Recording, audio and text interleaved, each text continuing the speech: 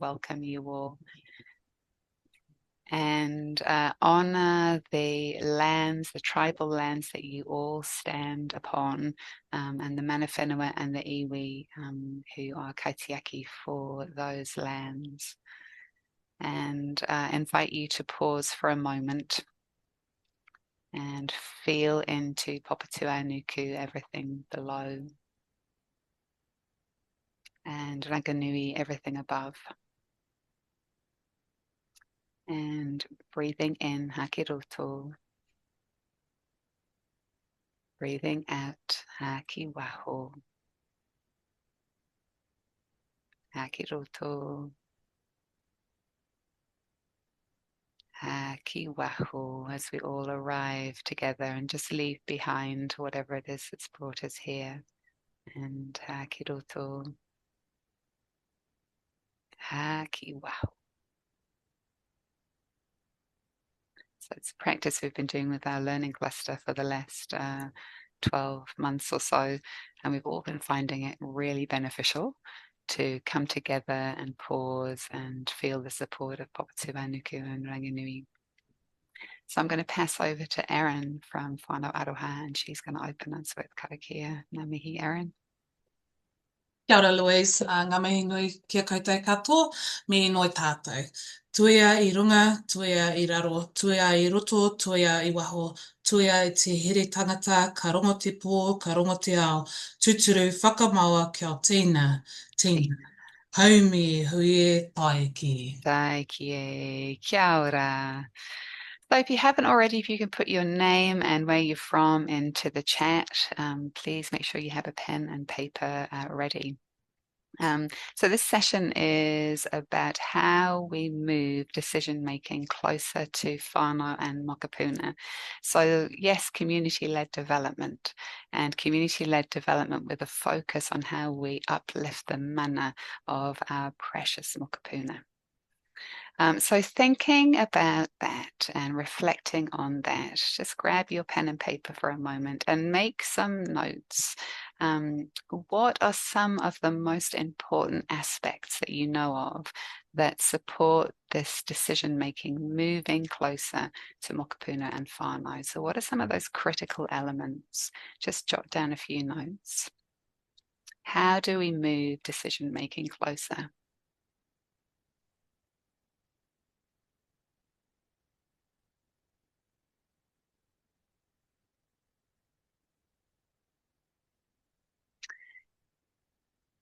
I'm just seeing in the chat where you're all from, and you're all here with such a passion to do, the best for our tamariki, for our whānau.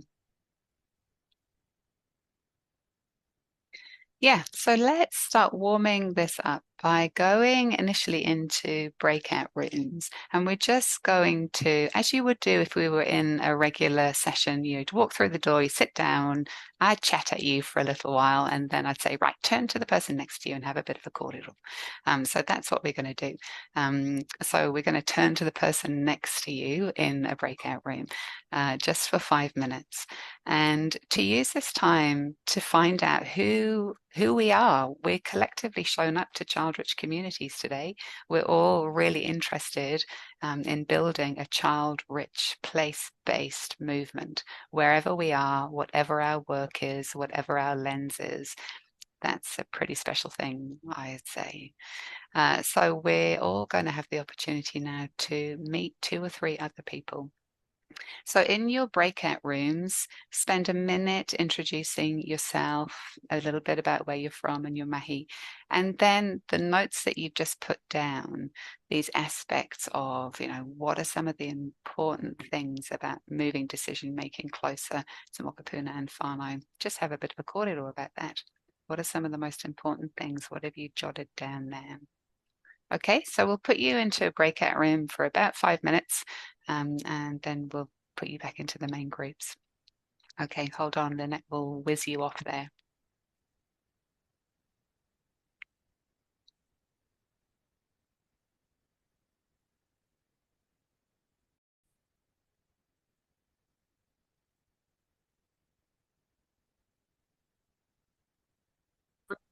Kia ora, kia ora. hopefully you had some good warm-up conversations and met some of the epic people around the motu who are interested and already doing this kind of work. So if you can load into the chat now some of the reflections that you had in how it is that you begin to move this decision making closer to Mokopuna and Whānau, just start populating the chat with that.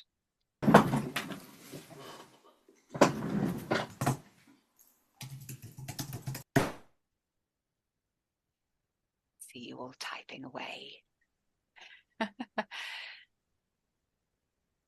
Kia ora. So some of the things coming up now for those of you accessing this on a recording, walking the journey alongside, actually two of those, walking with and alongside Whānau. Yeah, that's been so crucial from the voice of the learning clusters that we've heard on the last 18 months.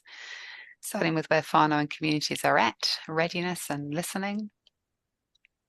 I'll just let some more of those pop in. If you've already put your comments into the chat, then the other piece right now for you to do is to find your emoji button. Because as we go along, I'd really like to see from you some emotional responses to what it is that you're going to be hearing from our speakers. It's quite difficult to be giving your kōrero and everybody on the screen looks like this. And so it's really good if we know that you're engaging and of course you'll be impacted by what it is that you hear. So please hit your emoji button now and just let me know how you're feeling right now. And some of the other things in the chats, two-pronged approaches, yeah, that's right, responsive to Whānau's needs, and the extra part of services and programs being responsive. Cool. All right. Well, it's a great kōrero to warm up to, and some of you will know about child-rich communities. It's been ongoing since 2014, and this is the last online kōrero for this phase of child-rich communities. And in the last 18 months, we've been walking alongside 4 different sites across the motu, all interested in child-rich community building, all doing incredible mahi. We've heard from 2 of those already on our previous online kōrero, and this time it's our chance to hear from Whānau Aroha and also Guild Street Housing. He uri ahau no ina rangi no Yorkshire o ki tupuna e te piwaki ahau ki na taha au wea ki Durham ke motu e ka ahau e nuhu ana. Kao, ke whakatū ahau e nuhu ana ko Louise Takuenua. So I'm the project lead for Child-Rich Communities. Okay, so I'm going to hand over now to Annie and Erin, 2 of our amazing, Annie and Laura, 2 of our amazing kaimahi from Guild Street Housing. So they've been building an intentional community there, not just about building houses, but what I've seen walking alongside them for the last 18 months is that through the focus on tamariki, pepi and whānau well-being, those ripple effects of resiliency, well-being, health, support, empowerment have been powerful, have made powerful change. So I'm going to hand over to you now, Laura and Annie, to let us know about your mahi, about some of the things that you've seen and the positive changes that have happened through this child-rich approach. Kia ora, thanks for coming on. Kia ora, Louise. Ko Annie tōku ingoa. It's lovely to be here. Laura's controlling a slide presentation, I hope, which will come up soon. I'll just introduce myself as well before flicking into the presentation. So, tēnā koutou katoa, he aha te mianui o te o, he tangata, no o te puti aho, ko wahopa, ko wanaka, nā wahi noho, ko otatahi te kaika e naine, ko tēnei takumihi ki te mana whenua o te rahi nei, ko Christie, ko Roth, ko Lang, ko Latham, nā ingoa o toko whānau, ko Laura, Christie, aho, no reira, tēnā koutou katoa. I am working alongside Annie as the practice lead for the practice lead and social worker in the housing team. Thanks, Laura. Right. Yeah, sharing screen. Laura and I are presenting today because Renee, our community development worker, has left. So we're sort of filling in for him until the new person starts. So, but it's lovely to be here. Really appreciate it. Apologies. Here we go. So, A Place Called Home, Guild Street, a progress and impact journey. So, A Place Called Home was an initiative delivered by the Christchurch Methodist Mission in partnership with the Wayne Francis Trust.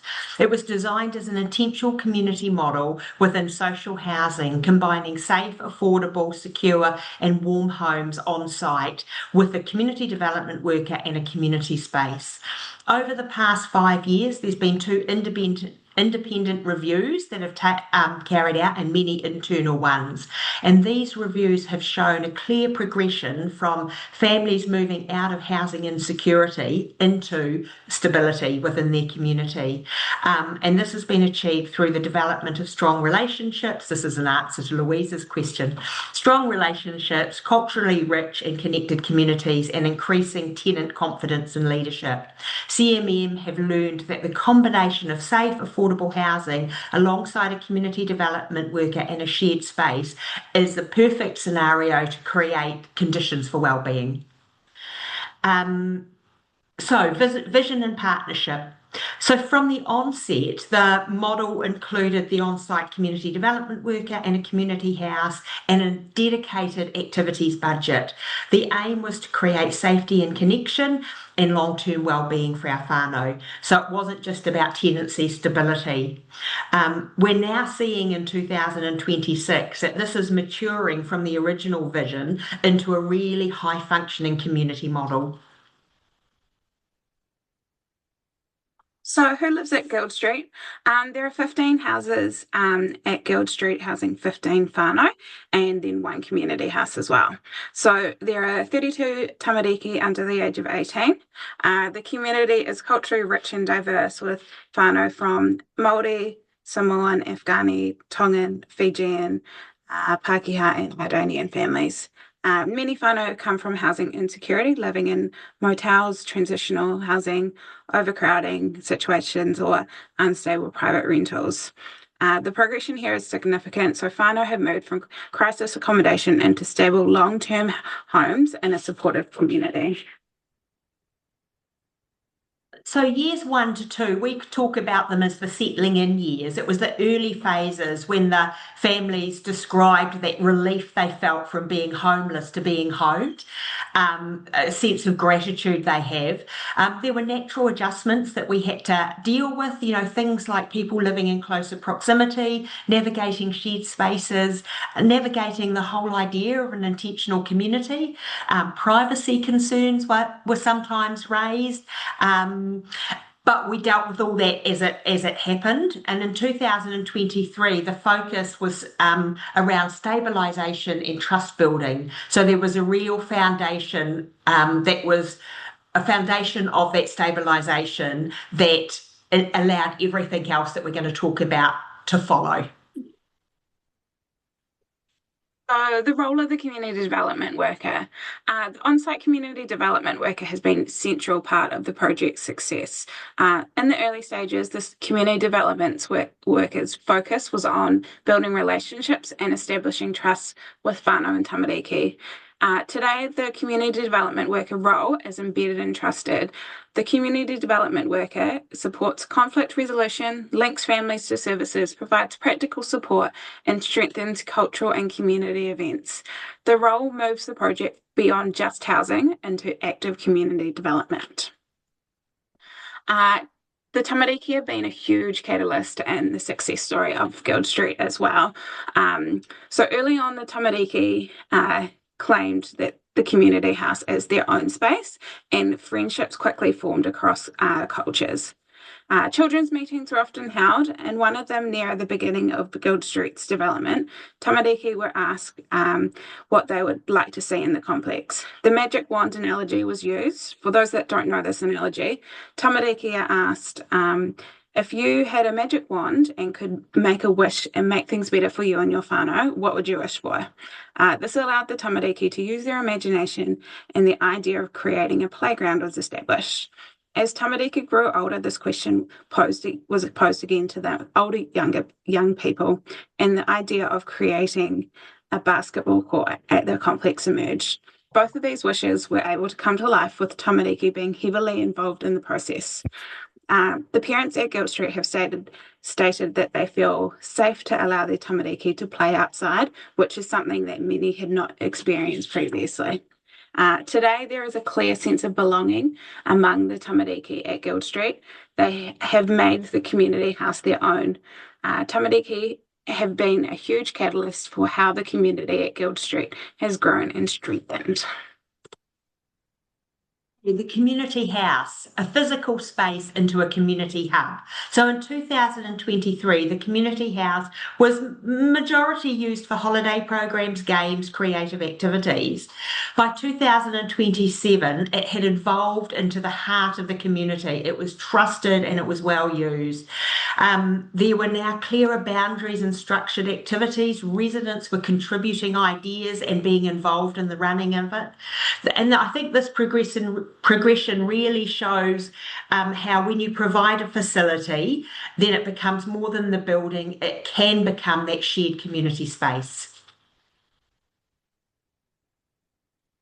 Cultural identity has been a huge strength at Guild Street as well. It's been a protective and strengthening factor. Events such as Matariki, Samoan Language Week, and other cultural celebrations have built pride and connection among residents in tamariki. Today, diversity is not simply present, it is actively valued. This was evident in some tenant surveys CMM carried out late last year. Questions were asked about how they viewed the community development worker role in the community house and the benefits they've seen. One resident noted that the events promote unity, awareness of different cultures, religions, customs, and sensitivities, and allow for acceptance of diversity within the community. Through the tamariki being able to clearly see their cultural identity affirmed within Guild Street, this has enabled them to feel more confident, have a greater sense of belonging, and improve their overall well-being. Strengthening external connections. This has been really fundamental and really important. So all the children at Guild Street are enrolled in school and they attend, their attendance is positive. All the families are connected with GPs and other services in the area. Although there are still some barriers like dentistry and transport remain a problem, but we work on those. In 2025, families showed increased confidence in navigating systems independently. A powerful example of strengthening external communities can be seen in the achievement of two of the children who were selected to compete in the Canterbury Zone sports. Both children were placed in their event, and this accomplishment was not only significant for them, but for their whānau and for the wider community. Rather than this being a quiet success, the Christchurch Methodist Mission Housing Team intentionally celebrated this achievement. Staff shared the news with their permission across the wider organisation, ensuring that the children's success was recognised beyond Guild Street. This created an environment where their efforts were acknowledged and valued by much of the broader community. At a subsequent community event, staff from across CMM, which happened often, made a point of congratulating the children in person. These moments of recognition made visible impact on these tamariki. The children responded with pride, they were standing taller, they were engaging more confidently. Their sense of achievement was reinforced not just by the winning, but it was because we celebrated it as a community. I think that this reflects that shift from dependence on support towards increased capabilities and self-efficacy for individual tamariki. Early on, there was some resistance from parts of the Richmond neighbourhood, which is the suburb where Guild Street is located in Watatahi. They did not want a social housing complex being a part of their neighbourhood. Over time, that has shifted, thankfully. Relationships have improved, donations have been offered, and shared concerns addressed collaboratively. Tamariki have actually been the ones that act as the bridge between the village and surrounding community. A key example of neighbourhood integration at Guild Street can be seen through the role that the tamariki have played in connecting Guild Street community with the wider neighbourhood. Through school, street play, and everyday interactions, tamariki from Guild Street formed friendships with others tamariki living in the surrounding neighbourhood. When community events were held on site, such as shared meals, celebrations, or activity days, the Guild Street tamariki naturally began inviting their friends from outside the complex to attend. What started as informal invitations quickly became an important bridge between Guild Street and the wider neighbourhood. With support from the community development worker, these events remained open, welcoming, and inclusive. As more neighbourhood tamariki attended, their parents and caregivers also began to come along, creating opportunities for positive interactions between the residents and neighbours. The progression here is from neighbours feeling suspicious and concerned to neighbours becoming familiar with the whānau at the complex and friendships growing.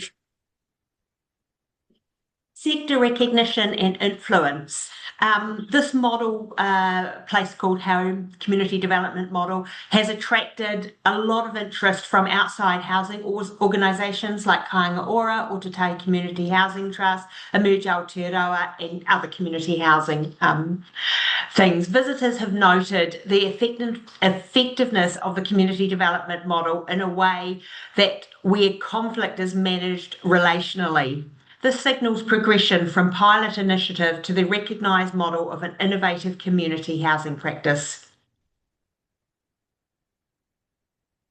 Key development of Guild Street today is the growing tamariki ownership of the space. Tamariki are increasingly taking responsibility for shared spaces and contributing to community life. There is informal peer leadership emerging as well. An example of this is the tamariki are the ones to show the visitors around the community. So the organisations that Annie mentioned before, it's actually really cool because when they come along, the tamariki take their hand and lead them off and show them around the complex. So it's been cool to see. They've developed a real sense of belonging and pride in their community. The space has really become their own and somewhere that they're really proud to show off to others. This represents the shift from a staff-led to a shared leadership community accountability. Evidence of wellbeing gains. So residents of Guild Street consistently describe reduced stress and improved mental wellbeing. Their tamariki are thriving socially and emotionally. Families are describing feeling at home rather than just housed. An example of improved wellbeing is something that occurred a few years ago. An issue around bullying occurring between tamariki was identified. Instead of letting this play out, the issue was tackled head-on with the support of all the tamariki. The community development worker supported the tamariki to facilitate a children's meeting where it was put to the tamariki how they would like to be treated. The tamariki were able to create a set of guidelines themselves on respecting others and continue to stick to this due to the fact that they created it themselves, so it holds more meaning to them. We often see the tamariki keeping others accountable to their self-made guidelines too. This demonstrates that the intentional community model enhances wellbeing outcomes beyond traditional housing provision. So I guess in conclusion, over the last 5 years, we've seen that there's been a clear move from the establishment phase into the stabilisation phase. This is evident by tamariki forming strong relationships and developing cross-cultural bonds, the increase of tamariki's independence and emerging leadership, and now sector recognition. So Guild Street, a place called home, is no longer simply a housing development. It's a sustainable, connected, increasingly self-determining community that just continues to grow. The original vision of a place called home, I believe, and all our reports and reviews are saying that it has been realised. So that's our presentation. I hope, Louise, we were within our time frame. Yeah. Thank you, everyone. Ngā mihi korua, ngā mihi nui korua. Never enough time to hear all of the details. Hey, I mean, how many of you would like to hear more about that? Pretty amazing, mahi. And a few things, really struck me listening to you. One, the power of placing children at the center, supporting them to feel like they belong and they have some ownership and they have some power over their decisions. They're heard and they're listened to. And, that's led to then visitors come, the tamariki want to show them around. They have pride in themselves and their own sense of value and the place that they live. Amazing. Just absolutely amazing. So anything in the chat that you might want to load as far as comments, and we can have one or two questions before we move over to Erin if anybody has a question for Annie or for Laura. Otherwise, just add your comments into the chat. I worked alongside Renee, who was the community worker there, and he said at some point a few months ago, I'm just bored. There's nothing for me to do now. The kids, they know the place, they do it all. They set their own rules. They feel we don't have services. We're not so reliant on services anymore. The whānau decide which services they want to refer themselves to if they need them. They decide what activities they want to do. There's nothing for me to do. And then off he went and retired.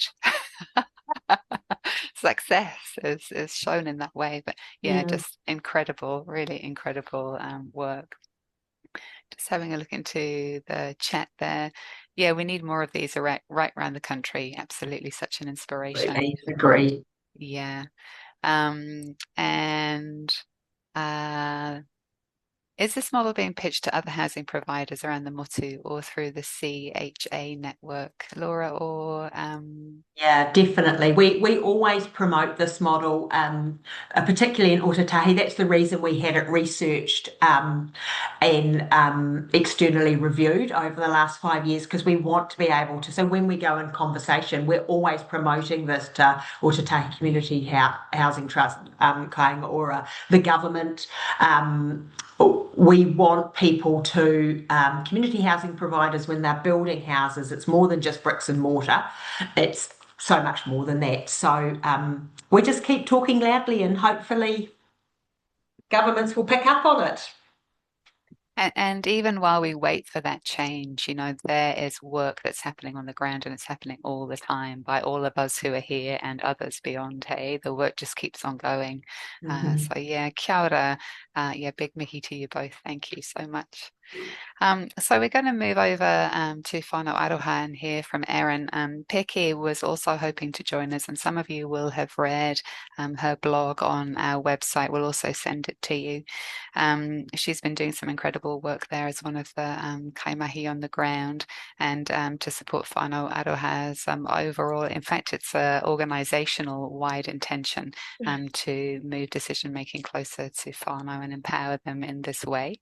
So I'm just going to read out some of what Peki has said. So we have her voice here. We are seeing that when whānau voice genuinely shapes decisions, engagement deepens and outcomes become more sustainable. Tamariki benefit when adults around them operate in partnership. At the same time, this shift requires ongoing courage, balancing relational practice with compliance demands, navigating risk thresholds, and unlearning traditional service-led approaches, which is what we've also just heard from Annie and Laura. We are also required to work in partnership with a system that has ultimately failed many whānau Māori. Therefore, the responsibility to reflect on power constructs and understand whānau worldviews is fundamental to ethical practice.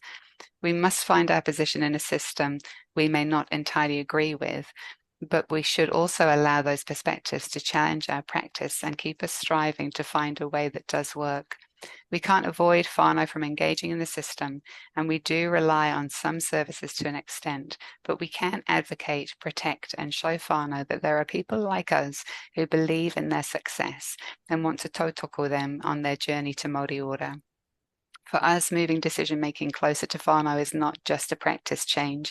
It is a commitment to equity, manner enhancing practice, and recognizing whānau as kaitiaki in their own lives. Kia ora. I'm going to pass over to you now, Erin. Kia ora, Louise. Ko hirangi me taranaki ngā maunga, ko mokau me mingmitangi atua ngā awa, ko tainui me tokomaru ngā waka, ko maniroa me puki arohi ngā marae, ko waikorara te hapu, ko Ngāti Maniapoto, Ngāti Tama me Ngāti Mutunga ngā iwi, ko Erin Batley toku ingoa. And yes, I'm flying solo, as Louise mentioned, so Piki is away, and I've just come off the back of being unwell, so I don't have the beautiful presentation that Guild Street put forward, and it was awesome to see that all come together, Laura and Annie. It's beautiful, and the mahi that Renee did. So big mahi to you ladies, beautiful. So I am the manager of 2 of our ECE centres under Anglican Care Waiapu. They are Waiapu Kids, St Francis Whānau Aroha, and Waiapu Kids, Merivale Whānau Aroha. And for today, I will be talking about our Merivale Centre. But this has been a organisational shift, and a lot of the mahi that we were doing just wasn't being articulated maybe. So that a bit of our mahi that we've done with child-rich communities is been about backward mapping and actually ensuring that we can articulate the mahi we do in our community and in our ECE. So Waiapu Kids Merivale is journeying towards a deeply relational whānau-led practice grounded in whānau aroha and child-rich community principles. This approach centres on te oranga ake o te iwi o te ao, human flourishing through relationships of aroha, belonging and dignity. Our foundation is a blend of te ao Māori grounding, Anglican te hahi mihinare values, community-led development, ECE best practice, and a wraparound whānau support. This creates centres where whānau are seen as experts in their own lives and relationships thrive through aroha, rongo and hari. Some of the key attributes of our whānau aroha centre at Merivale from our kaimahi. So we did some brainstorming with ThinkSpace around for this backward mapping around what is important to us. And the voice that came through from our kaimahi was that whānau are being valued. It's a safe space, welcomed and unhurried, a strong sense of belonging and judgment-free support, deep trust and connection, visible in daily interactions, and whakawhanaungatanga in action every day. So the community-led development at Merivale. Merivale's community-led practice includes the voice of the parents, and that's what leads us. Supporting transitions to kura, because in an ECE service we have them for a maximum of 5 years, and then whānau transition on through their education journey, and our tamariki continue on. And we were finding that some whānau were lost after they left, so it was making sure that we're building our community and connecting them to the community and building our village, so as they progressed through the education system, they were still anchored within their community and didn't have the pining for the ECE and struggling to connect within the school. So it's about widening those relationships. We keep whānau as kaitiaki in a strength-based approach and using our local mātauranga Māori pakiwaitara, so and re-indigenising, embedding iwi values. So something beautiful in Tauranga Moana, a gift that we have from our iwi is something called Te Tai Whāneke, and anyone can go and have a look at that. It's a curriculum that the iwi have put together that comes along through each part of the education journey. So there's the ECE section, kohanga section, there's primary, and we can walk together through that, and that is how we can acknowledge mana whenua in this area.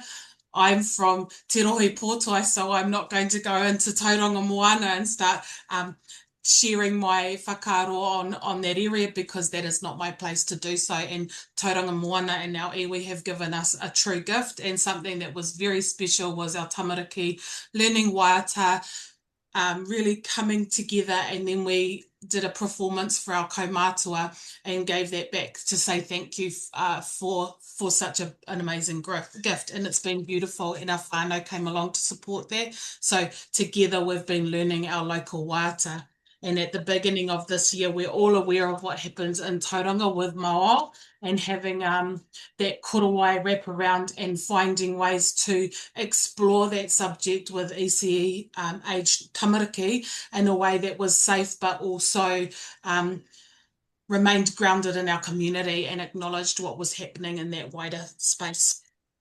Something that we all say we want to take whānau aspirations and build that and make plans, but what we found was whānau really struggled with that and didn't always find a way to articulate. When we asked if they'd been asked for their aspirations, they were unsure what we were asking. So what we found was doing whakawhanaungatanga hui and having more casual whānau time as a group. So that was with myself and Piki in our whānau space in the garden, outside doing walks, and having that kōrero together where we can build upon, because if we look at Maslow hierarchy of needs, it can sometimes be rather difficult to hope and dream when we're struggling for kai, when we're struggling for housing and all of these other issues that are coming through socially. So finding a way to dream together for their tamariki and finding a way that we can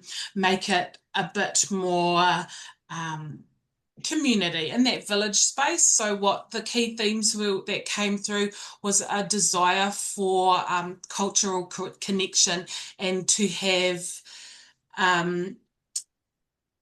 ability to be able to contribute back to the centre, because I think what we find often is we as kaimahi try and do everything and give and give and give, and they're feeling like they're not getting an opportunity to always partake in these. So with our matariki events, it's about doing it together as a community. So hearing those aspirations, our teachers were then able to create aspirational planning, deepening the relationship to understanding whānau backgrounds and worldviews, listening without judgment, and recording whānau voice in planning and developing individual learning plans that reflect whānau aspirations, and continuing those whanaungatanga hui, not just doing a one-off and getting the aspirations and then going and making the plan. It's about continually checking in and growing together through this. And I have to say our organisation is beautiful. It's a great organisation to have, that it's come down from our board all through our senior leadership team, all through down onto the ground, and that's what makes something work.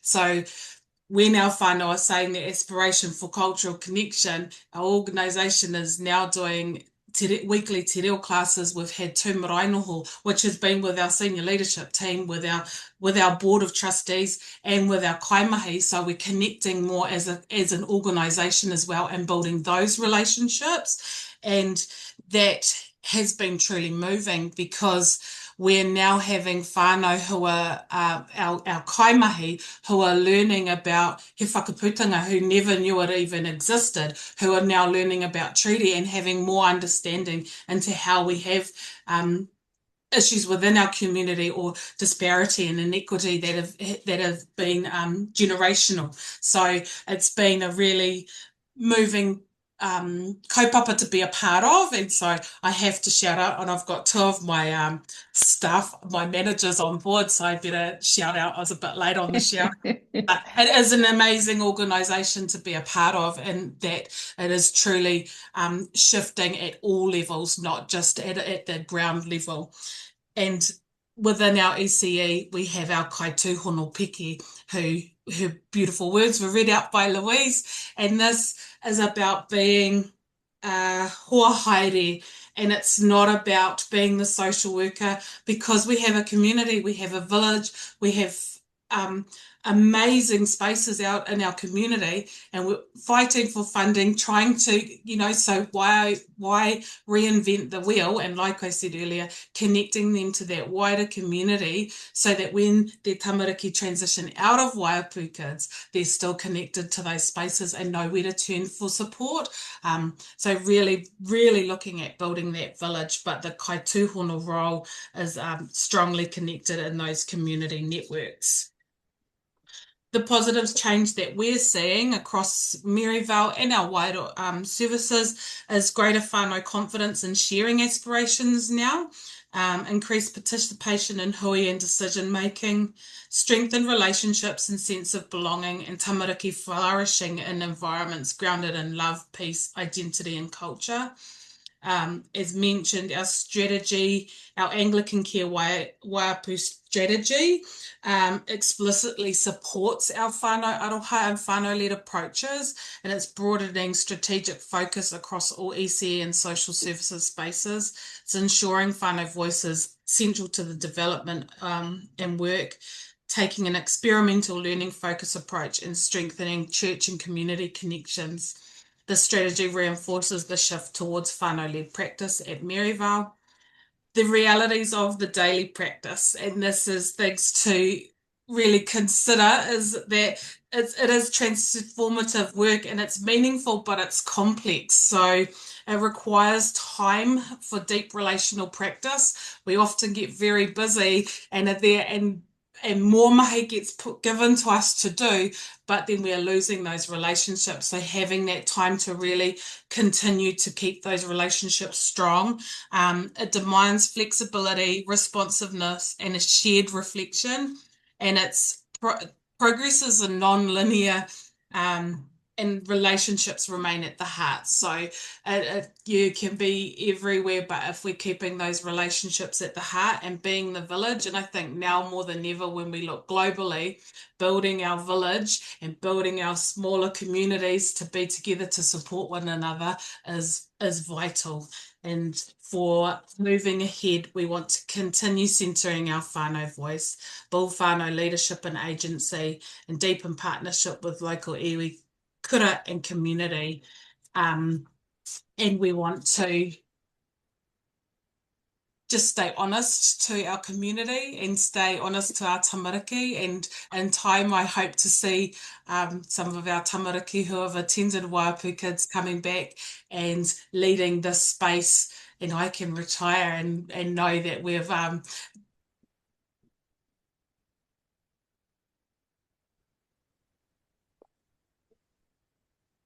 Oh, we're just losing you there, Erin.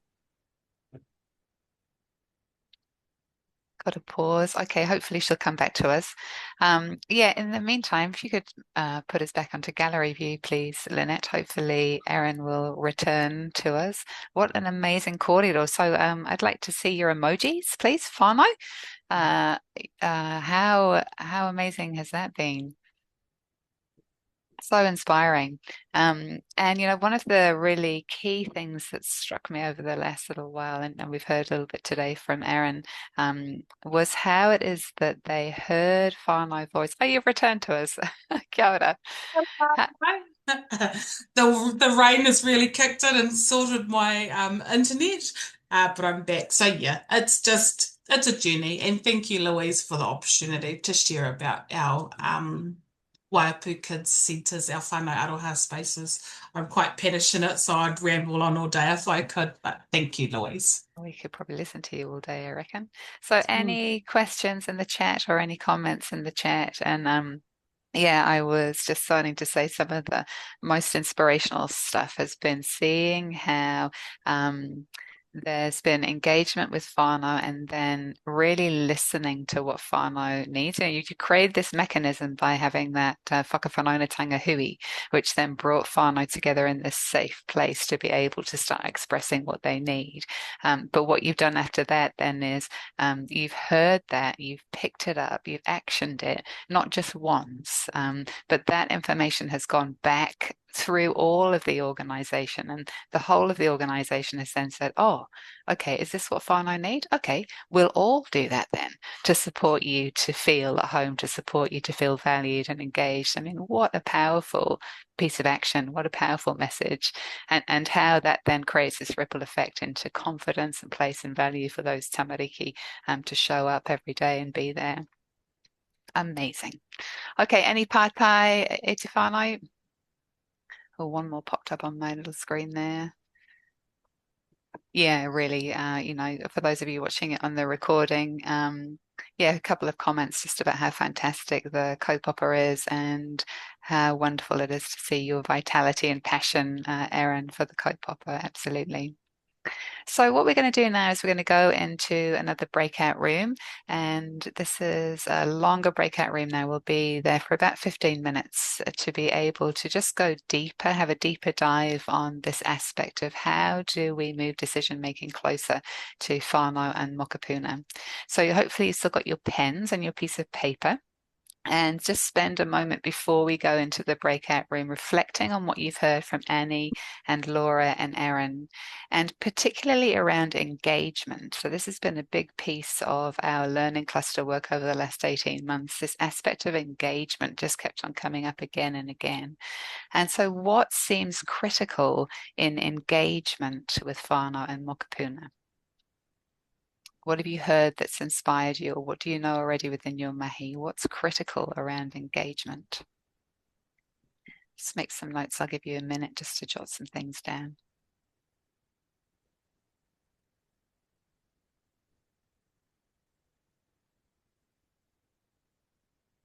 We've heard so many times already about how building the relationships and trust and showing up and hearing voice and responding, you know, all these aspects around engagement, but there's many, many more. And it's a critical piece of how it is that you build child-rich communities through community-led development.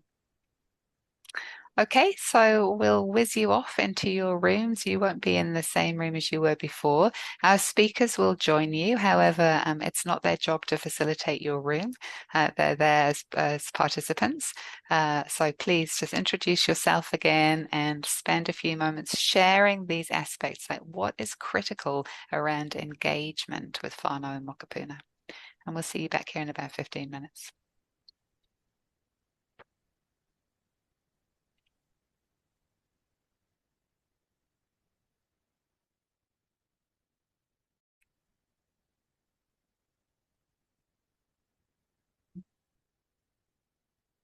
Kia ora, kia ora.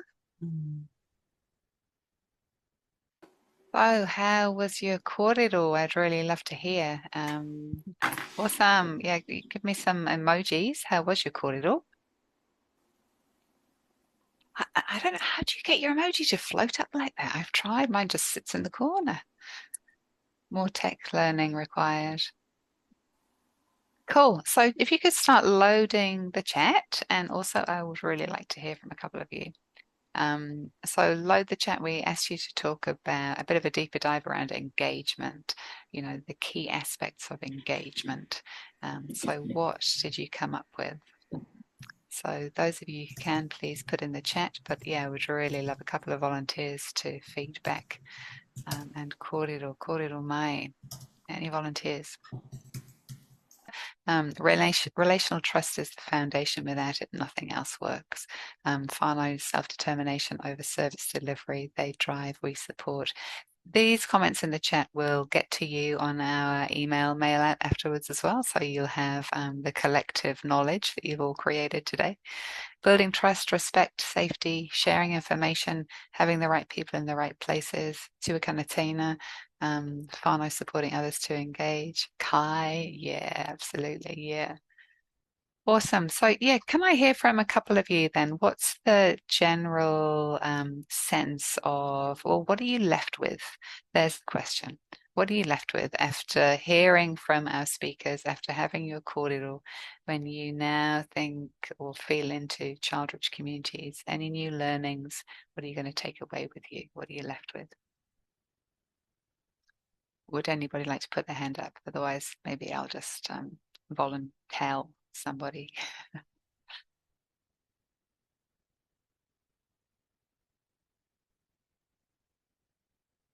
Anyone like to share?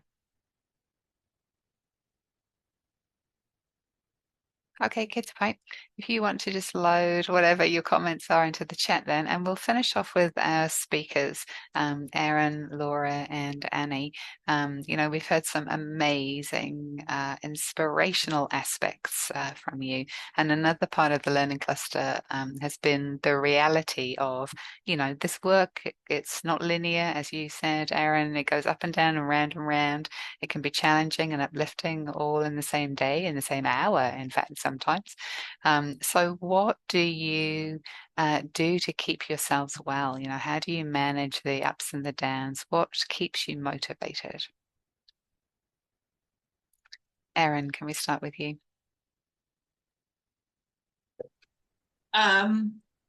What keeps me well being my mokopuna, so giving time to my whānau as well. And having that village within my own whakapapa and my own whānau, as well as the commitment I have to the communities I mahi in. So yeah, giving that time, taking time out to connect back to nature, being in the ngahere and doing those things for self-care. But I think too it's about taking time to look at what's been achieved rather than always looking at where to next, what next, what next. Actually taking time to reflect and look at the journey, and celebrate the small successes within our communities, especially with how like I said, how things are globally, taking actually time to look at what is working well. When we feed the positive, more positive grows. If we're looking at what's going wrong, that's all we're ever going to see. So yeah, I think keeping ourselves well through celebrating those small successes as well. Yeah, kia ora. Yeah, that's been a powerful thing, hey, for the learning cluster participants, this aspect of stopping, pausing, as we did at the beginning, and then reflecting. It's the first thing that drops off, isn't it, when we're busy with our mahi? Kia ora. Laura and Annie, any last words from you both? Kia ora, Louise. Yeah, I agree with what Erin said around focusing on the successes. I think that's, for me, that's what keeps me going in the job. We've just recently, on a side note, launched a campaign up in Parliament called Doors for Dignity, and that's recognising the severe problem of older adults, lack of housing out there. So it's a big push that CMM.